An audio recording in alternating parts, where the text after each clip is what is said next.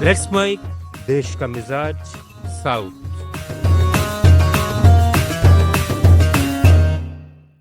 देश का मिजाज खबरें दक्षिण भारत से। तेलंगाना के मुख्यमंत्री रेवंत रेड्डी ने चेन्नई में कलवीयिल सिरंद तमिलनाडु कार्यक्रम में तमिलनाडु की तारीफ की और ऐलान किया कि अगले शैक्षणिक सत्र से तेलंगाना में सरकारी स्कूलों के बच्चों के लिए तमिलनाडु की तरह मुफ्त नाश्ता योजना लागू होगी। रेड्डी ने तमिलनाडु के मुख्यमंत्री एम.के. स्टालिन की योजनाओं पुदुमै पेन, तमिल पुथलवन और नान मुदलवन को देश भर में अपनाने की बात कही। उन्होंने तेलंगाना में भी 2,000 रुपये मासिक सहायता और नर्सरी किंडरगार्टन कक्षाएं शुरू करने का ऐलान किया।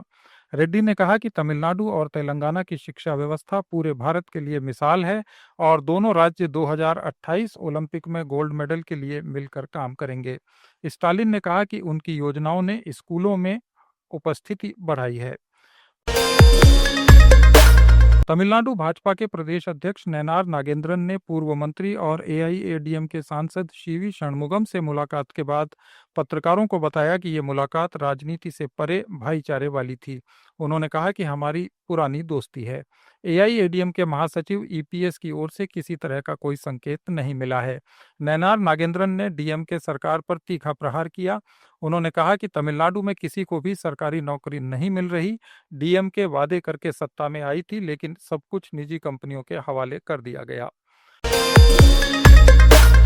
कर्नाटक कैबिनेट ने 450 करोड़ रुपए की अनुमानित लागत से 150 एमबीबीएस छात्रों की प्रवेश सीमा वाले भागलकोट मेडिकल कॉलेज और रिसर्च इंस्टीट्यूट के निर्माण को सैद्धांतिक मंजूरी दे दी है। कैबिनेट ने बेलगाम जिले के चिक्कोडी में स्वीकृत 20 बेड वाले गहन चिकित्सा इकाई को 21 करोड़ रुपए की लागत से बेलगाम जिले के बेलाहोंगाला तालुका अस्पताल में ट्रांसफर करने पर भी सहमति जताई। कैबिनेट ने कोडागू जिले के विराजपेट में 40 बेड वाले अस्पताल को 40 करोड़ रुपए की लागत से 250 बिस्तर वाले अस्पताल में उन्नत करने को भी मंजूरी दी है। कर्नाटक के ग्रामीण विकास मंत्री प्रियांक खड़गे ने कहा कि धारवाड़ जिले के आदिवासी परिवारों को महात्मा गांधी नरेगा योजना के माध्यम से रोजगार के अवसर मिले हैं। उन्होंने बताया कि जिले के अल्लावर और कलघाटगी तालुकों के सिद्धि, हरिनाशिकारी और गौली समुदायों के 25 से ज्यादा आदिवासियों को उचित दस्तावेज न होने के बावजूद नरेगा जॉब कार्ड दिए गए हैं।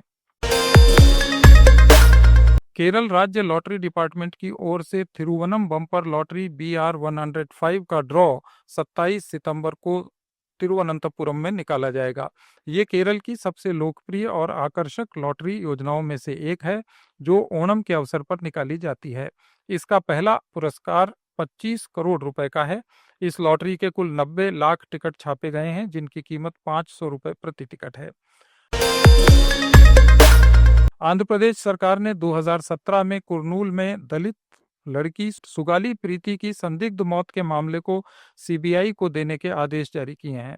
ये मामला अगस्त 2017 में कुर्नूल तालुका पुलिस स्टेशन में दर्ज किया गया था। गृह सचिव विश्वजीत के आदेश के बाद इसे सीबीआई को सौंपा गया। तमिलनाडु के उप मुख्यमंत्री उदयनिधि स्टालिन ने कहा है कि डीएमके सरकार की शिक्षा और कल्याण योजनाओं को कोई भी विरोधी खत्म करने की नहीं सोच सकता, क्योंकि इनके साथ जनता का समर्थन है। चेन्नई में एक समारोह में उन्होंने कहा कि नान मुदलवन जैसी योजना ने युवाओं को नौकरी मांगने वाले से नौकरी देने वाला बना दिया है। इसके साथ ही पुदुमै पेन और तमिल पुथलवन योजनाएं कॉलेज छात्रों को हर महीने 1,000 रुपए दे रही हैं। आंध्र प्रदेश के विशाखापट्टनम में नौसेना ने जल प्रहार नाम का 2 चरण वाला संयुक्त एम्फीबियन अभ्यास भारतीय सेना के साथ सफलतापूर्वक पूरा किया। आज खत्म हुए इस अभ्यास का मकसद भारत के पूर्वी तट पर एम्फीबियन ऑपरेशंस में सेना और नौसेना के बीच तालमेल, ऑपरेशन प्लानिंग और कार्यान्वयन को मजबूत करना था। पूर्वी नौसेना कमांड के मुताबिक इस द्विवार्षिक अभ्यास में दोनों सेनाओं की संयुक्त रणनीति को परखा और बेहतर किया गया। आप सुन रहे थे let's mike more than radio.